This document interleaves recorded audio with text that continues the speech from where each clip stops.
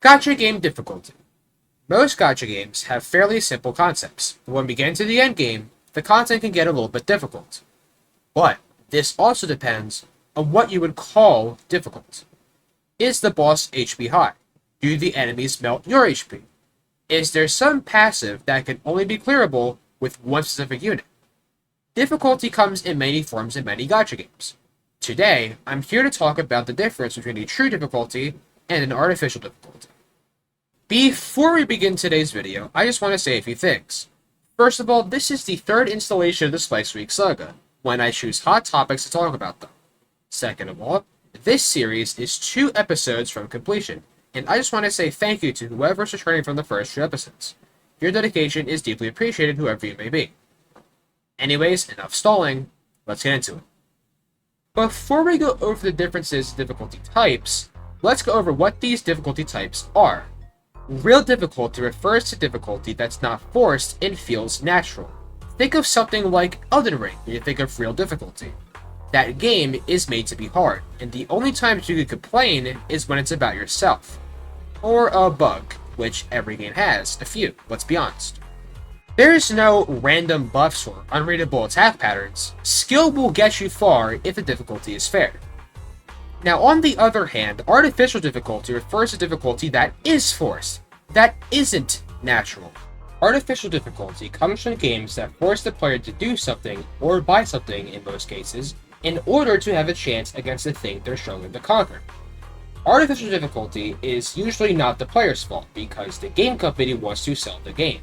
So, because of this, the company creates the artificial difficulty so that the game could be sold more easily, by making it harder on the player to not swipe their card. Just by hearing my definition of artificial difficulty, you likely already thought of a few games that fall under that category quite well. But before we get into that, there's something I need to clarify. Please remember that progression is not always made as artificial difficulty. Progression is made to make the game last longer, which keeps the player busy. However, it's also made to make the game easier in some cases. Progression is only made as artificial difficulty when materials and quests have absurd demands at lower levels. But if the requirements are reasonable, in most cases the game becomes easier once you progress correctly. With that out of the way, I think it's about time we list some examples. Now, the first example is going to fall under the artificial difficulty category. For this video, I will do the special task of using only Hoyoverse games as examples, so you can see a difference as clear as night and day. The first game is Honkai Star Rail. Honkai Star Rail has 3 endgame modes: Memory of Chaos, Pure Fiction, and Apocalyptic Shadow. Each mode requires you have at least 2 teams built sufficiently, so that you can clear both sides. This is not the artificial part of the difficulty. The artificial part is the requirements beyond that. You need the best units. You need their best relic sets optimized as best as possible with 0 mistakes. You need their absolute best in slot team, and if you're down a unit, you're screwed.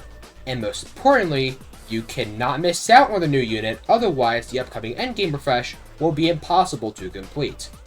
This is a prime example of artificial difficulty. They introduced bullshit to make the game harder for no reason, besides lining their pockets with money. And the sad part is that it's so stupid because the modes did not used to work like this. I mean, sure, you needed good units, that's every game. But the difference in good then to the good now is just, it's so different. It's so fucking different. Now, the Hoyoverse game I'll be using for fair difficulty is Zenless Zone Zero. Although I hate Deadly Assault, I know why I struggle at it. And that's how it should be. Keep that in mind for later. ZZZ Endgame is weird. Sheer Defense requires at least 2 teams, and Deadly Assault requires at least 3.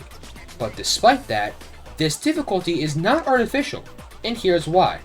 You see, the difference between Star Rail and ZZZ is the fact that Star Rail is a turn-based RPG, and ZZZ is an action RPG. ZZZ requires significantly more skill, so skill can overcome difficulty very easily with the right investments and such. I mean, you could use D rank 4 stars to clear content for crying out loud. Dude, I clear with Piper, who's a 4-star, for crying out loud. This game has a difference in meta as well.